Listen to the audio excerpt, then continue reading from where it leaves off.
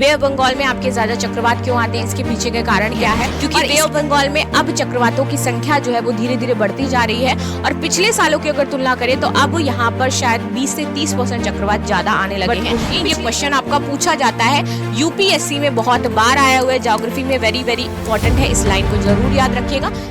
नमस्कार, एक बार फिर से मैं आप सभी के सामने उपस्थित हूँ बेहद महत्वपूर्ण टॉपिक के साथ और आज हम बात करने वाले हैं चक्रवात मोंथा के बारे में।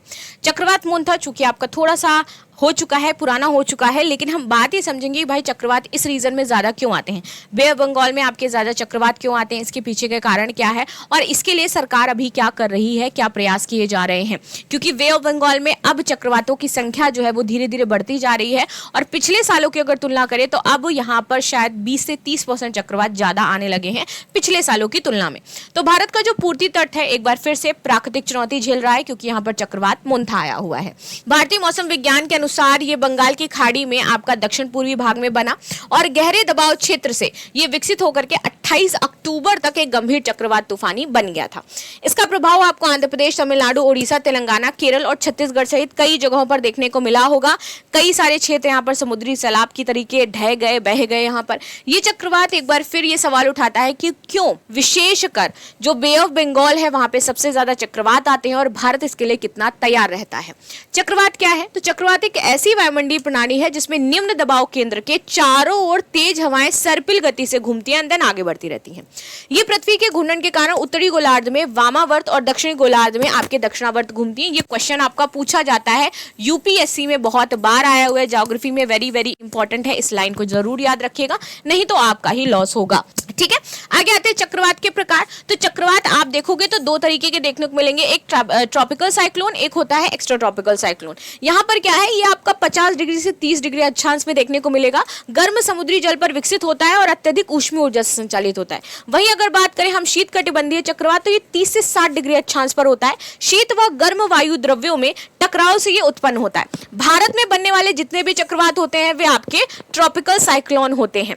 उष्णकटिबंधीय चक्रवातों का गठन कैसे होता है? तो देखो, चक्रवात बनने की प्रक्रिया एक ऊष्मागतिक चक्र की तरह होती है जिसमें गर्मी, नमी और वायुमंडलीय अस्थिरता की भूमिका होती है। गर्म समुद्री सतह का तापमान 27 डिग्री और उससे ज्यादा होना चाहिए, तो उसमें ऊष्मा और वाष्प मुख्य स्रोत होंगे इसके। फिर उसके बाद उच्च आर्द्रता होनी चाहिए जिससे बादलों का निर्माण होगा और निरंतर संवहन के लिए ये जरूरी है। कम वायु कटाव से ताकि ऊपर नीचे की हवा जो प्रणाली है इसको ना तोड़े और कोरियोलिस फोर्स चाहिए होगा ताकि वो घूम करके आगे बढ़े। ठीक है, सर्पिल गति बनाए। पूर्व मौजूदा निम्न दाब तो प्रारंभिक केंद्र बनाने के लिए ये जरूरी होता है और जब तक ये सारी सिचुएशन मैच नहीं करेंगी तब तक आपका कोई भी चक्रवात नहीं आएगा। ठीक है, यहां तक आप समझ गए होंगे। अब ये चरण बाई चरण बताती हूँ कि ये बनता कैसे है। देखो, समुद्र का जो पानी है, ये मान लीजिए समुद्र है और यहाँ पर आपके पानी है। ठीक है, अब समुद्र का पानी जब धीरे धीरे वाष्पित होता है तो वाष्पित होकर के वो ऊपर उठना शुरू होता है इस तरीके से।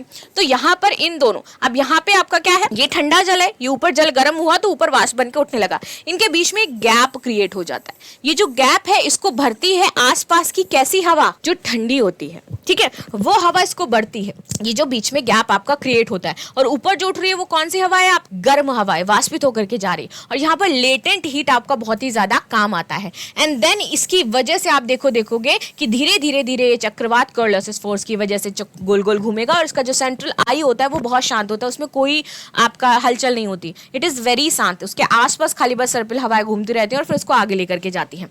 तो समुद्र का मार्ग पानी हवा में ऊपर उठता है तो नीचे निम्न दाब आपका क्रिएट हो जाता है, लो प्रेशर क्रिएट होता है ना। इसकी वजह से संवहन और बादल का निर्माण होता है। नम हवा ऊपर उठ जाएगी, जैसे मैं बताया कि नम है तो ऊपर उठेगी और ठंडी होकर के बादल और वर्षा बनाती है। इसी बीच इसके बीच में जो लुप्त ऊष्मा होती है, जो लेटेंट हीट होती है, इससे ऊर्जा निकलती है और चक्रवात को फिर ईंधन मिलने लगता है और फिर उसके बाद कोरियोलिस बल हवा को घुमा देता है और ये आगे बढ़ जाता है। यदि परिस्थितियां स्थिर रहे तो चक्रवात तेज होकर के और भी ज्यादा ताकतवर बन जाएगा।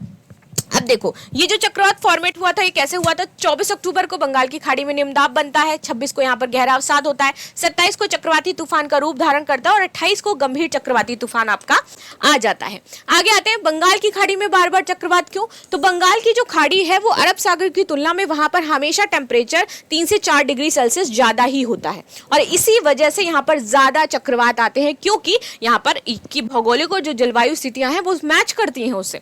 ऊष्मा तो वार्म वाटर है, यहाँ पर पानी उथला है, जल्दी गर्म हो जाता है, लंबे समय तक उष्मा संचित रहती है जिससे कि ऊर्जा लगातार उपलब्ध रहती है। नमी, तो मानसूनी हवाएं नमी लेकर के आती है जो संवहन बढ़ाती हैं। भौगोलिक, तो खाड़ी का जो फनल जैसा आकार है वो चक्रवात को तट की ओर, भारतीय तट की ओर धकेल देता है और फिर उसके बाद स्ट्रोम बन जाता है। मौसमी प्रभाव देखने को मिलेगा अप्रैल में और पोस्ट मानसून में वायुमंडलीय स्थिति अनुकूल रहती है। मेडल जूलियन ऑसिलेशन MJO, ये एक वैश्विक वायुमंडलीय तरंग है जो आपको बंगाल की खाड़ी में चक्रवात निर्माण की संभावना बताती है। जलवायु परिवर्तन, तो बढ़ती SST यानी कि सी सरफेस टेम्परेचर और ग्रीन हाउस गैसों के कारण यहाँ पर चक्रवात अब तीव्रता से आने लगे हैं। मोन्था का नाम किसने किया था, ये नाम पूछा जाता है कई बार। तो थाईलैंड के द्वारा प्रस्तावित ये नाम था। ये थाई भाषा में होता है सुगंधित फूल या फिर सुंदर पुष्प। नामकरण की जो प्रक्रिया है यहाँ पर WMO द्वारा की जाती है। इसमें WMO और आपके कौन सा है, स्कैप हो जाता है। ये आपके पैनल ऑन ट्रॉपिकल साइक्लोन्स द्वारा नाम तय किए जाते हैं। 13 सदस्य देश हैं, ये अपने नामों की लिस्ट दे देते हैं और फिर अल्फाबेटिकल ऑर्डर पे जिसका अल्फाबेट आ रहा होता है उसका नाम चूज कर लिया जाता है। इसमें आपके Bharat, Bangladesh, Myanmar, Maldives, Oman, Pakistan, Sri Lanka, Thailand, Iran, Qatar, Saudi Arab और UAE शामिल हैं। ठीक है, प्रत्येक देश में 13 नाम प्रस्तावित होते हैं, इनमें से संयुक्त सूची बनती है और जब नया चक्रवात बनता है तो सूची में अगला नाम उपयोग कर लिया जाता है। नामकरण का उद्देश्य होता है कि भाई लोगों तक इसकी जो जागरूकता है वो पहुंचाई जाए और लोगों को सतर्कित किया जाए। चक्रवात मोन्था के संभावित प्रभाव, तो भारी अत्यधिक वर्षा होगी जिसकी वजह से केरल, छत्तीसगढ़, आंध्र प्रदेश और यहाँ पर दिक्कतें होंगी। तूफानी लहरें चलेंगी, 1 से 2 मीटर ऊंची हवाएं होंगी, 90 से 110 किलोमीटर तक ये प्रभावित होंगी। बचने के लिए झोपड़ियां और कमजोर संरचना इसको बचा सकते हैं। यहाँ पर दिक्कतें आएंगी, ढह सकती हैं, कृषि हानि हो सकती है, बिजली संचार बाधित होगा, परिवहन वगैरह सब दिक्कत हो जाएगी। इसके लिए सरकार ने क्या किया है, मछुआरों को समुद्र में जाने से मना किया था। तटीय जिलों को निकासी और राहत के लिए NDRF, SDRF की फोर्सें तैनात कर दी हैं और स्कूल कॉलेजों में आपका अवकाश घोषित कर दिया है। तो इस तरीके से सरकार इससे बच रही है। लास्ट में क्वेश्चन है, हाल ही में आया चक्रवात मोन्था कहाँ बना था, ये आपको आंसर में बताना है। सो मिलते हैं नेक्स्ट क्लास में, तब तक के लिए धन्यवाद। लाइक शेयर सब्सक्राइब करना बिल्कुल भी ना भूलें and thank you so much.